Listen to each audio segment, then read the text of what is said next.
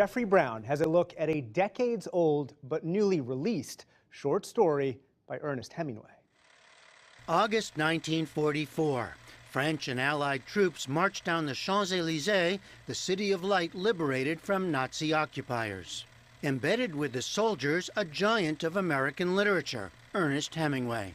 12 years later, Hemingway would capture the mood and the moment in a short story that bears the hallmarks of his classic works. Now, A Room on the Garden Side has been published for the first time in the literary magazine The Strand. Managing editor Andrew Gooley. It starts with a bunch of soldiers, and they're sitting in the Ritz Hotel, and they're drinking, and you could tell that they've gone through a stressful experience because they've just marched into Paris after Paris was liberated from the Nazis. So you see there's all this laughter of men who had fought a battle and are, in essence, relieving stress. But then there's also beneath that some sadness, some pathos for the men who did not make it. It was in 1956 that Hemingway sent word to his publisher of 5 new short stories he'd written. I suppose they're a little shocking since they deal with irregular troops and combat and with people who actually kill people. Anyway, you can always publish them after I'm dead. The story sat unpublished, though known to scholars. Hemingway committed suicide 5 years later in 1961. If this manuscript was just submitted to me as is, I probably would have published it because it had a lot of the typical themes of an Ernest Hemingway story.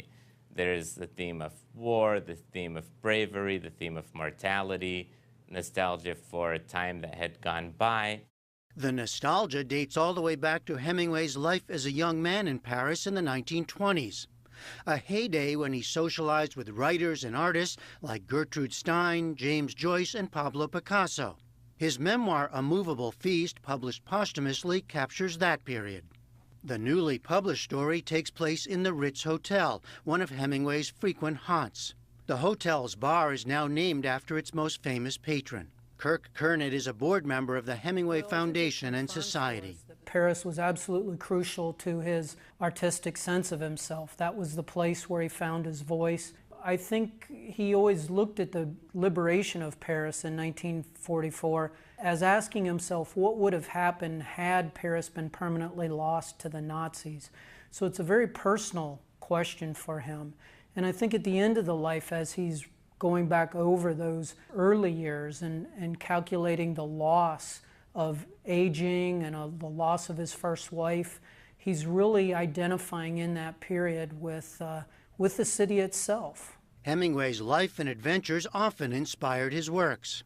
His time as a young ambulance driver on the Italian front in World War I figured in his first novel, A Farewell to Arms. He captured his experience as an expat in Europe in The Sun Also Rises and during the Spanish Civil War in For Whom the Bell Tolls.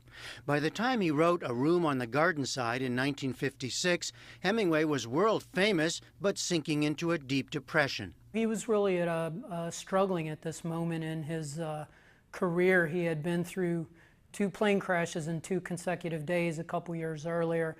He was struggling to finish several large, voluminous projects.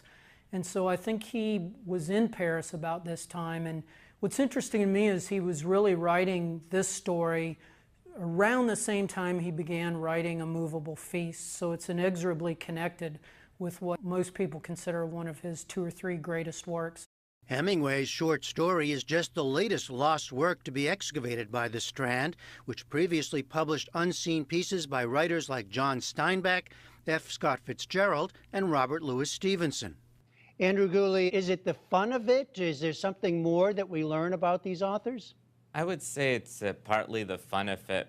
Ever since I was a kid, I was the kid who was bothering my mom saying, "Hey, Mom, wouldn't it be great if Robert Louis Stevenson was alive and I could be discussing Treasure Island with him?" So to me, I love to have that bridge between the past and the present with these writers. And it's a nice thing to have a writer who was a very talented writer, to have some contemporary readers today try to compare their experience reading their work today to how they felt when they were reading it, let's say in high school or 30 years ago. For the PBS NewsHour, I'm Jeffrey Brown.